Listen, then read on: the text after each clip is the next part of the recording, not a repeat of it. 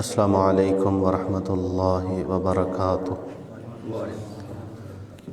ان الحمد للہ نحمده ونستعینه ونستغفره ونؤمن به ونتوکل علیہ ونعوذ باللہ من شرور انفسنا ومن سیئات اعمالنا من يهده الله فلا مضل له ومن يضلله فلا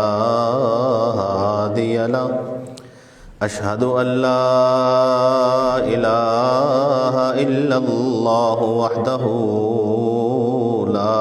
شريك له واشهد ان محمدا عبده ورسوله يا أيها الذين آمنوا اتقوا الله حق تقاته ولا تموتن إلا وأنتم مسلمون يا أيها الناس اتقوا ربكم الذي خلقكم من نفس واحدة وخلق منها زوجها وبث منهما رجالا كثيرا ونساء واتقوا الله الذي تساءلون به والأرحام إن الله كان عليكم رقيبا يا أيها الذين آمنوا اتقوا الله وقولوا قولا سديدا يصلح لكم أعمالكم ويغفر لكم ذنوبكم ومن يطع الله ورسوله فقد فاز فوزا عظيما أما بعد فإن خير الحديث كتاب الله وخير الهدي هدي محمد صلى الله عليه وسلم شر الأمور محدثاتها وكل محدثة بدعة وكل بدعة ضلالة وكل ضلالة في النار إن الله وملائكته يصلون على النبي يا أيها الذين آمنوا صلوا عليه وسلموا تسليما اللهم صل على محمد وعلى آل محمد كما صليت على إبراهيم وعلى آل إبراهيم إنك حميد مجيد اللهم بارك على محمد وعلى آل محمد كما باركت على إبراهيم وعلى آل إبراهيم إنك حميد مجيد أعوذ بالله السميع العليم وبوجهه الكريم وسلطانه القديم من الشيطان الرجيم من همزه ونفخه ونفثه بسم الله الرحمن الرحيم لا تجعلوا دعاء الرسول بينكم كدعاء بعضكم بعضا قد يعلم الله الذين يتسللون منكم لواذا فليحذر الذين يخالفون عن أمره أن تصيبهم فتنة أو يصيبهم عذاب أليم۔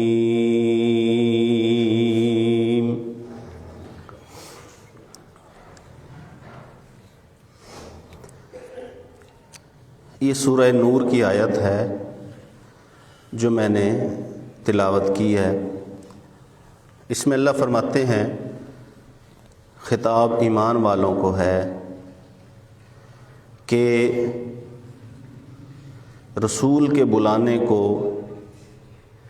ایسے نہ سمجھو جیسے آپس میں ایک دوسرے کے بلانے کو سمجھتے ہو،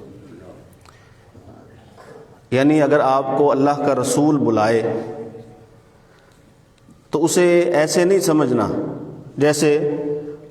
تم میں سے کسی ایک نے تمہیں بلایا ہو،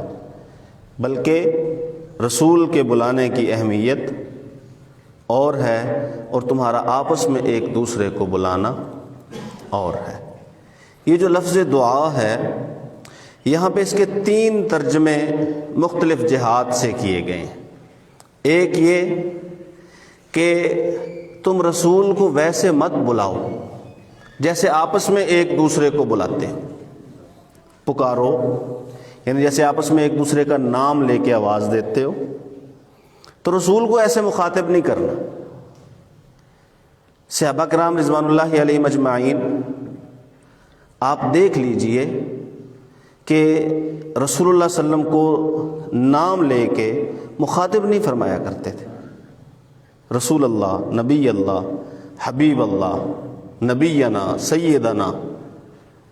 وہ ایسے رسول اللہ صلی اللہ علیہ وسلم کے القاب سے آپ کو بلایا کرتے۔ ہمیں تو پرواہ ہی نہیں نا، آج بھی یا محمد کہہ دیتے ہیں نام لے کے، یہ نام لے کے پکارنا ہے، لکھ دیتے ہیں کہیں نہ کہیں پہ، یہ نام لے کے پکارنا ہے۔ وَلَا تَجْهَرُوا لَهُ بِالْقَوْلِ كَجَهْرِ بَعْضِكُمْ لِبَعْضٍ، سورہ حجرات میں اللہ نے فرمایا ہے کہ رسول کے لیے زبان سے ویسے الفاظ نہ نکالو جیسے آپس میں ایک دوسرے کے لیے نکالتے ہو، کہیں تمہارے عمل ضائع نہ ہو جائیں، تمہیں پتہ بھی نہ چلے۔ ایک تو معنی اس کا یہ ہے کہ رسول کو ویسے نہیں بلانا جیسے آپس میں ایک دوسرے کو بلاتے ہو۔ دوسرا معنی کہ رسول کی دعا کو، لا تجعلوا دعاء الرسول بینکم کدعاء بعضکم بعضا، رسول کی دعا کو ویسے نہ سمجھو جیسے آپس میں ایک دوسرے کی دعا کو سمجھتے ہو، مانی جائے یا نہ مانی جائے، قبول ہو یا نہ قبول ہو، دعا کرے یا بد دعا کرے، وہ جو تم آپس میں ایک دوسرے کے لیے بد دعا یا دعا کرتے ہو، رسول کا دعا کرنا اور بد دعا کرنا، دعا کرے گا بیڑا پار ہوگا، بد دعا کرے گا بیڑا غرق ہو۔ لا تجعلوا دعاء الرسول بینکم کدعاء بعضکم بعضا۔ تیسرا معنی وہ جو میں نے شروع میں کیا ہے کہ تمہیں اگر اللہ کے رسول بلائیں، اگر اللہ کے رسول تمہیں آواز دیں تو یوں نہ سمجھو کہ جیسے آپس میں ایک دوسرے نے بلایا ہے، آ گیا، بات مان لی تو مرضی ہے، نہ آیا، بات نہ مانی تو مرضی ہے۔ رسول کے ساتھ ایسا معاملہ نہیں۔ اب جب یہ آیت نازل ہوئی، اس آیت کے نازل ہونے کے بعد رسول اللہ صلی اللہ علیہ وآلہ وسلم جب بھی بلایا کرتے تھے کہ آ جاؤ، سبھی آ جایا کرتے تھے، حتیٰ کہ منافقین بھی آ جایا کرتے تھے، تاکہ لوگوں کو پتہ نہ چلے کہ رسول نے جو بلایا ہے تو ہم اپنا ایمان تو ہم نے ظاہر کرنا ہے، سب کے سامنے لانا ہے، تو جانا تو ہے، لیکن وہ آ جانے کے بعد، مجلس میں آ جانے کے بعد چپکے سے دم دبا کے مجلس سے نکل جایا کرتے تھے۔ اللہ وحدہ لا شریک فرماتے ہیں قد یعلم اللہ الذین یتسللون منکم لواذا، اللہ اچھی طرح ان لوگوں کو جانتا ہے، یتسللون جو کھسک جاتے ہیں، اس کا صحیح ترجمہ جو کھسک جاتے ہیں، لواذا آنکھ بچا کے کہ اللہ کا رسول دیکھ نہیں رہا تو ہم یہاں سے اس مجلس سے نکل جائیں، چلے جائیں۔ اللہ وحدہ لا شریک فرماتے ہیں اللہ رب العزت ایسے لوگوں کو بخوبی جانتا ہے۔ اب ذرا آئیے جس بات کو ہم اپنے موجودہ دور اور موجودہ معاشرے کے تناظر میں دیکھنا چاہتے ہیں، سمجھنا چاہتے ہیں، اب اس طرف آ جائیے کہ پہلی بات تو مومن کے لیے یہ ہے کہ اگر اللہ کے رسول نے بلا لیا، اور یاد رکھیے اللہ اور رسول کا بلانا یہ ایک ہی ہے، رسول نے بلا لیا سمجھو اللہ نے بلا لیا، کیونکہ رسول کی دعوت وَلَٰكِن كُونُوا رَبَّانِيِّينَ، رسول کبھی یہ نہیں کہے گا کہ آ جاؤ میرے بندے بنو، رسول یہ کہے گا کہ نہیں، میں تمہیں اللہ کی طرف بلانے آیا ہوں، رب کی طرف بلانے آیا ہوں، خالق کی طرف بلانے آیا ہوں۔ تو پہلی بات یہ سمجھیے کہ رسول نے اگر بلایا ہے، اگر کسی چیز کا حکم اب رسول اللہ صلی اللہ علیہ وسلم ہم میں سے کسی کو آواز تو نہیں دیں گے نام لے کے، یا کسی جماعت کو پکار کے، یا نوجوانوں کو پکار کے، یا بوڑھوں کو پکار کے، یا تاجروں کو پکار کے، یا مزدوروں کو پکار کے، اب آواز تو نہیں دیں گے۔ اب ان کی آواز کیا ہے؟ وہ جو احکامات ان کے ہیں، ان کے فرامین میں، احادیث مبارکہ میں، اب وہ ہمارے لیے پکار کا، بلاوے کا درجہ رکھتے ہیں کہ جو بھی حکم ہے رسول اللہ صلی اللہ علیہ وآلہ وسلم کا، یوں ہی سمجھیے کہ ہمیں اس طرف اللہ کے رسول نے بلایا ہے۔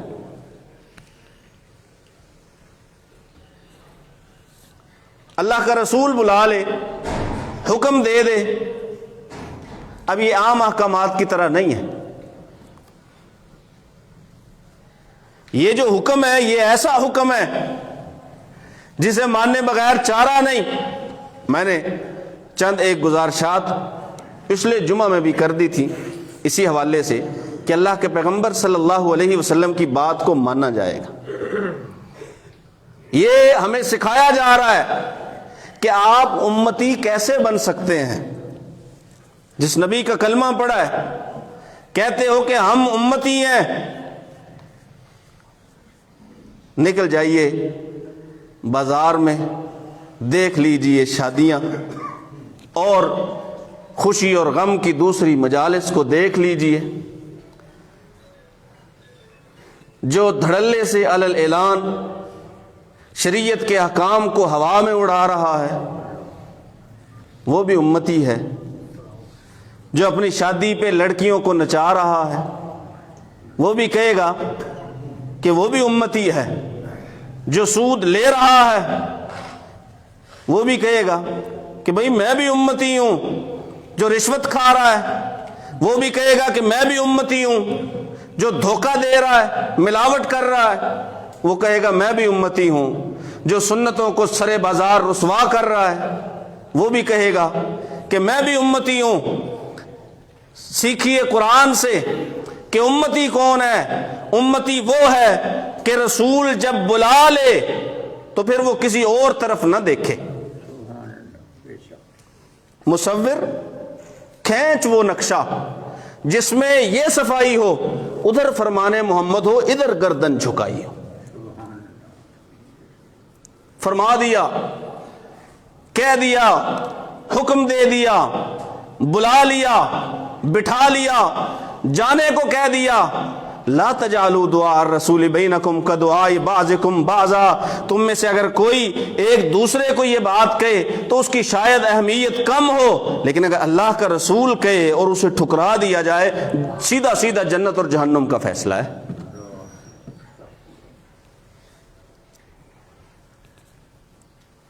پھر یہ تو ہیں جو پکار سن کے، حکم سن کے عمل نہیں کرتے، کچھ ہیں جو دکھاتے تو ہیں، وہ جیسے میں نے بات کی کہ لوگ سارے ہی آ جاتے تھے، پھر کچھ آنکھ بچا کے نکل گئے، کوئی بہانہ بنا کے نکل گیا، کوئی مجبوری بتا کے نکل گیا، کوئی جھوٹ بول کے۔ حکم پہ عمل کرنا دکھا تو رہا ہے کہ میں حکم پہ عمل کر رہا ہوں، لیکن اس کے عمل کرنے میں کچھ خرابیاں ہیں، کچھ کمزوریاں ہیں، اس کے عمل میں کوتاہی ہے، اس کے عمل میں حقیقی طور پہ وہ سنت، وہ اطاعت نہیں پائی جاتی جس سنت کا، جس اطاعت کا ایک امتی سے اللہ کے پیغمبر صلی اللہ علیہ وآلہ وسلم یا اللہ کا قرآن تقاضا کرتا ہے۔ عمل کر رہا ہے، پڑھتا ہے نماز، لیٹ کر دی، جماعت گزار دی، کوئی بات نہیں۔ دیکھیں نماز بلاوا ہے، نماز سے پہلے بلاوا ہے نماز کے لیے۔ لا تجعلوا دعاء الرسول بینکم، اذان سن کے کرکٹ میچ پہ بیٹھے رہنے والے، لا تجعلوا دعاء الرسول بینکم کدعاء بعضکم بعضا، اپنے مجلس محفل میں بیٹھے رہنے والے، قرآن کہہ رہا ہے یہ اللہ کے رسول کا، اللہ کا بلاوا ہے، اور یہ بلاوا، اس بلاوے کو معمولی نہ سمجھو، دیکھیے اپنے آج کے دور اور حالات کے تناظر میں ہم کیا کر رہے ہیں بلاووں کے ساتھ. بلاوا آیا, آواز دی, آ جاؤ, اس طرف آ جاؤ, لیکن آپ اسی بلاوے کے بعد مساجد کو بھی دیکھ لیجئے اور مساجد کے علاوہ باقی مقامات کو بھی دیکھ لیجئے. ہم نے تو رسول کے بلاوے کو زیادہ اہمیت دینی تھی, لیکن ہم دنیاوی بلاوے کو زیادہ اہمیت دیتے ہیں. رسول بلا رہا ہے, آواز دے رہا ہے, یا اگر آگے عمل کرنے کے لیے بات مان کے آ گئے تو بھی فکر اس بات کی نہیں ہے کہ جس چیز کے لیے, جس عبادت کے لیے آئے ہیں, توجہ اس کی طرف رہے, دھیان اس کی طرف رہے, ذہن ادھر رہے, یاد اس کی رہے, پھر بھی خیالات اور طرف ہیں. فکر دکان کا ہے, فکر ہے کہ میرے جانے سے پہلے میرے دوست کہیں اٹھ کے نہ چلے جائیں. فکر اس بات کا ہے قد یعلم اللہ الذین یتسللون منکم لواذا, یہ جو آنکھ بچا کے کھسکنا ہے, یہ جو بہانے تراش کے شریعت کے احکام سے روگردانی کرنی ہے, میری فلاں مجبوری ہے, میری فلاں مجبوری ہے, میری فلاں مجبوری ہے. اللہ وحدہ لا شریک فرماتے ہیں, اللہ وحدہ لا شریک ایسے لوگوں کو بڑی اچھی طرح جانتے ہیں. آپ عذر تراش کے بہانہ بنا کے خود کو تسلی دے سکتے ہیں, خود کو مطمئن کر سکتے ہیں, لیکن اگر آپ آیات قرآنی کا بغور مطالعہ کریں تو یہ جو میں چھوٹی چھوٹی دلیلیں دے کے خود کو مطمئن کر لیتا ہوں, کوئی بات نہیں ہے, کوئی بات نہیں ہے, کوئی بات نہیں ہے, یہ بات میں نہیں کر رہا, یہ بات میرے ذہن میں شیطان ڈال رہا ہے, جس نے کہا تھا اللہ تو دیکھ لینا, قرآن مجید کی آیتیں تیری, رسول تیرے, احکامات تیرے, لیکن بندے کریں گے وہ جو ان سے میں کرواؤں گا. لَآتِيَنَّهُمْ مِنْ بَيْنِ أَيْدِيهِمْ وَمِنْ خَلْفِهِمْ وَعَنْ أَيْمَانِهِمْ وَعَنْ شَمَائِلِهِمْ, چاروں جہات سے, آگے سے, پیچھے سے, دائیں سے, بائیں سے میں حملہ آور ہوں گا. وَلَا تَجِدُ أَكْثَرَهُمْ شَاكِرِينَ, اکثر اللہ تمہیں ان میں سے جو اکثر ہے شکر کرنے والے نہیں ملیں گے. شکر سے دور, عبادت سے دور, ذکر سے دور, نہ شکر ہے, نہ عبادت ہے, نہ اللہ کا ذکر ہے, نہ رسول کی اطاعت ہے. دعویٰ کیا ہے؟ میں امتی ہوں. رسول اللہ صلی اللہ علیہ وسلم بازار میں تشریف لے گئے, اناج کے اندر ہاتھ ڈالا, گیلا محسوس ہوا, گیلا محسوس ہوا, کہا یہ کیا ہے, یہ کیا ماجرا ہے, نظر خشک آ رہا ہے, ہاتھ ڈالا ہے تو اندر نمی ہے. کہا جی گزشتہ رات بارش آ گئی تھی, اناج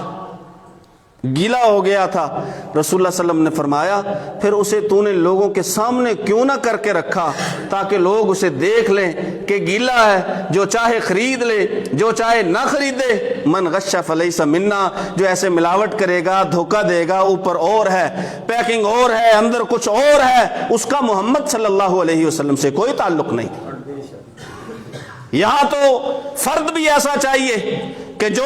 اوپر سے نظر آتا ہے وہی اندر بھی رہے. یہاں مال بھی ویسا ہونا چاہیے کہ جو جیسا اوپر سے نظر آ رہا ہے ویسا ہی اندر سے ہو. نہ فرد ایسا ہو کہ اوپر سے کچھ نظر آتا ہے اندر سے کچھ ہے, اور نہ مال ایسا ہو کہ اوپر سے کچھ نظر آ رہا ہے اور اندر کچھ ہے. یہ محمد صلی اللہ علیہ وسلم کے امتی کا کام نہیں ہے. دعویٰ ہے کہ امتی ہوں, کام وہ کر رہا ہے جسے قرآن نے اللہ اور اس کے رسول کے ساتھ جنگ قرار دیا ہے. کام سود کا, دعویٰ امتی ہونے کا. کنتم خیر امت اخرجت للناس تأمرون بالمعروف وتنہون عن المنکر, اور تم تو سب سے بہترین امت ہو جس نے لوگوں کی اصلاح کا کام کرنا تھا. تم نے لوگوں کو نیکی کا حکم دینا تھا, برائی سے روکنا تھا, تم تو خود ہی برائی میں پڑ گئے. تم نے تو خود ہی نیکیوں کو چھوڑ دیا, اطاعت کو چھوڑ دیا, برائیوں میں پڑ گئے. تم نے تو برائی سے روکنا تھا. اگر برائی سے روکتے ہو تو امتی ہو، نیکی کا حکم دیتے ہو تو امتی ہو، نیکی چھوڑ چکے ہو، نیکی کا حکم کیسے دو گے؟ برائی میں خود مبتلا ہو، اس برائی سے روکو گے کیسے؟ خود رشوت لیتے ہو، رشوت خور کے بارے میں مذمتی الفاظ کیسے زبان سے ادا کرو گے؟ کنتم خیر امتن، اگر امتی ہونے کا دعویٰ ہے تو قرآن کہتا ہے پھر یاد رکھو نہ صرف یہ کہ خود اچھے کام کرنے ہیں بلکہ لوگوں کو اچھے کام کا حکم بھی دینا ہے، نہ خود یہ کہ برے کاموں سے رکنا ہے، لوگوں کو برے کاموں سے روکنا ہے۔ لعن الذین کفروا من بنی اسرائیل علی لسان داؤد و عیسی ابن مریم، داؤد علیہ السلام کی زبان سے اور جناب عیسیٰ بن مریم علیہ السلام کی زبان سے اہل کتاب کے جو کافر تھے، اللہ فرماتے ہیں ان پر لعنت کی گئی۔ وجہ کیا تھی؟ کانوا لا یتناہون عن منکر فعلوہ، جو برا کام وہ کیا کرتے تھے آپس میں ایک دوسرے کو منع ہی نہیں کیا کرتے تھے۔ امت محمد جو ہے اس میں نیکی کی پہچان ہونی چاہیے، اچھے کی پہچان ہونی چاہیے، برے کی پہچان ہونی چاہیے۔ یہ نہ ہو برا کام کر رہا ہے اور اسے برائی نہیں لگتا، اگر دل سے یہ احساس ختم ہو گیا ہے تو اس احساس کے ساتھ ایمان ختم ہو گیا۔ ہاتھ سے روکو برا کام، نہیں روک سکتے زبان سے روکو، نہیں کچھ کر سکتے دل سے برا سمجھو، کام ہو رہا ہے شریعت مخالف اس کے سامنے، اسے اگر کوئی پرواہ نہیں ہے تو فرمان ہے رسول اللہ صلی اللہ علیہ وسلم کا لیس وراء ذلک حبۃ خردل من ایمان، پھر تو ایمان رائی کے دانے کے برابر بھی باقی نہیں رہا۔ آئیے امتی اگر بننا ہے تو دعویٰ نہیں دلیل چاہیے، دلیل چاہیے کہ میں امتی ہوں۔ کچھ لوگ ہوں گے قیامت کے دن جن کا دعویٰ ہوگا کہ ہم امتی ہیں، اور رسول اللہ صلی اللہ علیہ وسلم بھی انہیں دیکھ کے سمجھیں گے کہ میرے امتی ہیں۔ حدیث کے لفظ ہیں، رسول اللہ صلی اللہ علیہ وسلم نے فرمایا میں حوض پر ہوں گا، ایک جماعت میرے سامنے سے آئے گی، اعضائے وضو چمک رہے ہوں گے، یہ نشانی ہے نماز پڑھنے والے کی، ایمان والے کی نشانی، اعضائے وضو چمک رہے، میں کہوں گا کہ میری امت کے لوگ آ رہے ہیں، اچانک ان کے اور میرے درمیان رکاوٹ ڈال دی جائے گی، رکاوٹ ڈال دی جائے گی، میں کہوں گا میرے ساتھی میرے ساتھی میرے لوگ میرے امتی، کہا جائے گا اللہ کے پیغمبر صلی اللہ علیہ وسلم آپ کو نہیں پتا کہ آپ کے بعد انہوں نے کیا کیا کیا ہے، لا تدری انک لا تدری ما احدثوا بعدک، جو کام انہوں نے آپ کے بعد کیے ہیں ان کا آپ کو علم نہیں ہے۔ دیوار اس لیے حائل کر دی گئی کہ دعویٰ تو امتی ہونے کا تھا لیکن کام امتیوں والے، حوض کوثر پہ وہی پہنچے گا جس کے کام امتی والے ہوں گے۔ نام رکھ لو، دعویٰ کر لو، اس میں تو کوئی مسئلہ نہیں، کوئی بھی اچھا نام اچھا دعویٰ کیا جا سکتا ہے، کوئی بھی کر سکتا ہے، لیکن اس دعوے پہ دلیل وہ پیش کرنی پڑے گی، واقعی میں امتی ہوں۔ قد یعلم اللہ الذین یتسللون منکم لواذا فلیحذر الذین یخالفون عن امرہ، آیت کا تیسرا حصہ، وہ لوگ جو اس کے حکم کی مخالفت کرتے ہیں، فَلْيَحْذَرِ الَّذِينَ يُخَالِفُونَ عَنْ أَمْرِهِ، پیچھے تذکرہ کر دیا، رسول کا ذکر کر دیا، اللہ فرماتے ہیں وہ لوگ جو اس کے حکم کی، جس کا تذکرہ ابھی آیت کے پہلے حصے میں ہوا ہے، اس کے حکم کی مخالفت کرتے ہیں، انہیں ڈرنا چاہیے، انہیں خوف کھانا چاہیے، ڈرنا چاہیے، دل میں ڈر ہونا چاہیے، ان تصیبہم فتنۃ، کہ نافرمانی کی وجہ سے ان پہ کوئی آزمائش نہ آ جائے، کہ رسول کی نافرمانی کرتے ہوئے یا کرنے کے جرم میں اللہ انہیں دنیا میں کسی فتنے میں مبتلا نہ کر دے، کسی بھی فتنے میں، کسی بھی آزمائش میں، کسی بھی مشکل میں اللہ مبتلا کر سکتا ہے۔ کچھ باتیں تو وہ ہیں کہ اللہ آزمائے، اللہ تعالیٰ آزما لے، ایک بندہ رہے بھی فرما بردار اسے بھی اللہ تعالیٰ آزما لے، یہ الگ بات ہے، لیکن تمہیں اس بات سے خوف زدہ ہونا چاہیے، ڈرنا چاہیے کہ تمہارے اوپر آنے والا فتنہ وہ رسول کی مخالفت کی وجہ سے ہو۔ اس بات کا خوف کھاؤ کہ کہیں ہمارے اوپر آنے والا فتنہ، گھری ہوئی ہے دنیا، ڈوبی ہوئی ہے دنیا، ہمارے حالات آپ دیکھ لیجئے، ہم فتنوں کی لپیٹ میں ہیں، دن اور رات، رات اور دن، صبح اور شام، سب کے سب ہر ایک اپنی اپنی جگہ پہ کسی نہ کسی فتنے کا سامنا کر رہا ہے۔ کچھ فتنے انفرادی ہیں، کچھ فتنے اجتماعی ہیں۔ قرآن کہتا ہے آزمائشیں آئے پڑیں، فتنے آئے پڑے، لیکن ڈرو اس بات سے کہ اس کے حکم کی مخالفت کی وجہ سے کوئی فتنہ آ جائے، او یصیبہم عذاب علیم، یا اس بات سے بھی ڈرو کہ کہیں اس کے حکم کی مخالفت کی وجہ سے تمہیں دردناک عذاب نہ آ لے۔ ڈرنا چاہیے، خوف کھانا چاہیے۔ سنت نبی کی مخالفت ہے، بے خوف ہے امتی، کوئی بات نہیں، کوئی حرج نہیں، کبھی کوئی عذر، کبھی کوئی بہانہ، کبھی کوئی دلیل خود سے تراشتا ہے، خود کے لیے تراشتا ہے، خود سے ہی تراشتا ہے، اور اسی کو اپنے اوپر سمجھ لیتا ہے کہ یہی نافذ العمل ہے، یہی صحیح ہے، جو میں سوچ رہا ہوں یہی ٹھیک ہے۔ رسول اللہ صلی اللہ علیہ وآلہ وسلم سے حضرت حذیفہ نے پوچھا تھا، اللہ کے پیغمبر صلی اللہ علیہ وآلہ وسلم، آج ہم آپ کے دور میں ہیں، یہ خیر کا دور ہے، کیا اس کے بعد شر کا دور ہوگا؟ فرمایا ہاں شر کا دور ہوگا۔ کہا پھر خیر کا دور ہوگا؟ کہا ہاں پھر خیر کا دور تو ہوگا، لیکن فیہ دخن، اس میں دھوکہ ہوگا۔ دور تو خیر کا ہوگا لیکن دھوکے والے معاملات ہوں گے۔ کہا اللہ کے پیغمبر دھوکہ کیسے ہوگا؟ ہے خیر کا دور لیکن اس میں دھوکہ کیا ہے؟ کہا لوگوں کے ایسے پیشوا بنیں گے، یہدون بغیر ہدی، جو لوگوں کی رہنمائی ایسے کریں گے جو میں نے رہنمائی نہیں کی۔ لوگوں کے ایسے آگے امام اور پیشوا ایسے لوگ بن جائیں گے، بڑے ایسے لوگ ہوں گے، یہدون بغیر ہدی، جو اچھی باتیں تو کریں گے، لوگوں کو سیدھا راستہ تو بتائیں گے، اچھی اچھی چیزیں لوگوں کے سامنے لے کے آئیں گے، لیکن جو وہ کہیں گے وہ میرا کہا ہوا نہیں ہوگا۔ یہ دھوکہ ہے، بات اچھی لیکن وہ نہیں جو رسول اللہ نے کہی، اس میں دھوکہ ہوگا۔ اور رسول اللہ صلی اللہ علیہ وسلم نے ساتھ ہی فرمایا کہ اس میں جو اچھے لوگ ہوں گے انہیں نیچا کیا جائے گا، گرایا جائے گا، اور جو بدترین لوگ ہوں گے انہیں اونچا لے جایا جائے گا، انہیں عہدوں سے نوازا جائے گا، ان کی عزتیں کی جائیں گی۔ یہ ایسا دور ہم دیکھ رہے ہیں، آج کے دور میں دھوکہ ہے۔ جو رسول نے کہا ہے مساجد میں منبر و محراب پہ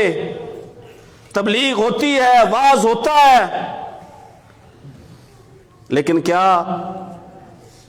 ویسا ہی جیسے رسول اللہ صلی اللہ علیہ وسلم واعظ کیا کرتے تھے؟ کیا اسی کتاب کا جو کتاب اللہ نے آسمان سے اتاری تھی، یا ہم نے بھی اپنی اپنی کتابیں، یا ہم نے بھی اپنے اپنے ہدایت کے طریقے، یا ہم نے بھی اپنے اپنے مختلف قسم کے رنگ جو ہیں وہ نکال لیے ہیں کہ نہیں ایسے نہیں، ایسے کرنا ہے؟ اگر پوچھا جائے کہ اللہ کے پیغمبر صلی اللہ علیہ وسلم نے ایسے کیا ہے یا ایسے کہا ہے تو جواب کیا ملتا ہے؟ اس سے منع بھی تو نہیں نہ کیا۔ حدیث سمجھیے، یہدون بغیر ہدی، منع کی تو بات ہی نہیں۔ جب طریقہ رسول کے علاوہ ہوگا، ہدایت کرنے کا طریقہ، لوگوں کو سمجھانے واعظ کرنے کا طریقہ، اور لوگوں کو اپنے پیچھے لگانے کا طریقہ اگر اس طریقے کے مخالف ہوگا جو طریقہ رسول اللہ صلی اللہ علیہ وسلم کا تھا، تو یہ دھوکہ ہے۔ یہدون بغیر ہدی، منع کہاں ہے؟ منع کہاں ہے؟ اتنے اچھے کام ہیں، اتنے اچھے کام ہیں، ہزار اچھے کام کر لو، جب تک ساتھ رسول اللہ صلی اللہ علیہ وسلم کا نام نہیں ہے، رسول اللہ صلی اللہ علیہ وسلم کا حکم نہیں ہے، وہ دین نہیں بن سکتا۔ حدیث جبریل ہے، ایک ہے لمبی، مختصراً بس 2-3 منٹ میں میں بیان کیے رہتا ہوں، رسول اللہ صلی اللہ علیہ وسلم کے پاس ایک شخص آیا، صحابہ کہتے ہیں کہ ہم میں سے کوئی بھی اسے پہچانتا نہیں تھا، لیکن اس کے کپڑے صاف ستھرے، اس کے بال بڑے اچھے، سفر کا اثر ہی نہیں ہے، ایسے لگتا تھا جیسے ادھر سے ہی آیا ہو، لیکن کوئی پہچانتا نہیں تھا۔ بیٹھا رسول اللہ صلی اللہ علیہ وسلم کے پاس، آپ سے کچھ سوال کیے، آپ سوال کا جواب دیتے تو وہ کہتا کہ آپ نے سچ کہا ہے۔ اب ہم سوچ رہے ہیں کہ اگر اسے معلوم ہے تو سوال کیوں کرتا ہے، اور اگر معلوم نہیں ہے تو تصدیق کیوں کرتا ہے؟ سوال بھی کرتا ہے، پھر کہتا ہے آپ نے سچ کہا ہے۔ خیر وہ چلا گیا، ایمان کے بارے میں اس نے سوال کیا، اس نے اسلام کے بارے میں سوال کیا، احسان کے بارے میں سوال کیا، قیامت کی نشانیاں رسول اللہ صلی اللہ علیہ وسلم سے پوچھی، وہ چلا گیا۔ اب ہم کچھ دیر خاموش رہے، رسول اللہ صلی اللہ علیہ وسلم نے فرمایا کہ جانتے ہو کون تھا؟ کہا نہیں پتا۔ آپ صلی اللہ علیہ وسلم نے فرمایا یہ جبریل تھے، آئے اس لیے تھے تاکہ تمہیں تمہارا دین سکھا سکے۔ اب اگر جبریل آتے، آگے کھڑے ہو جاتے، تقریر فرماتے کہ یہ اسلام ہے، یہ ایمان ہے، یہ احسان ہے، یہ قیامت کی نشانیاں ہیں، مقصد تو تب بھی حل ہو جاتا کہ اگر یہی بتانا تھا، لیکن جبریل نے آ کے رسول کی زبان سے کہلوایا۔ کس لیے؟ کہ جو جبریل کی زبان سے نکلے گا اس وقت تک دین نہیں بن سکتا جب تک محمد کی زبان سے نہ نکلے صلی اللہ علیہ وسلم۔ یہ ہے نقطہ، بڑے سے بڑا عالم، بڑے سے بڑا مفتی، بڑے سے بڑا علامہ، مفسر و محدث ہو، آج کے دور کا یا گزشتہ کسی بھی دور کا، یاد رکھیے اس کی بات دین نہیں بن سکتی جب تک وہ محمد صلی اللہ علیہ وسلم کی زبان و عمل سے ثابت نہ ہو۔ اللہ سے دعا ہے اللہ سن سمجھ کر عمل کی توفیق نصیب فرمائے۔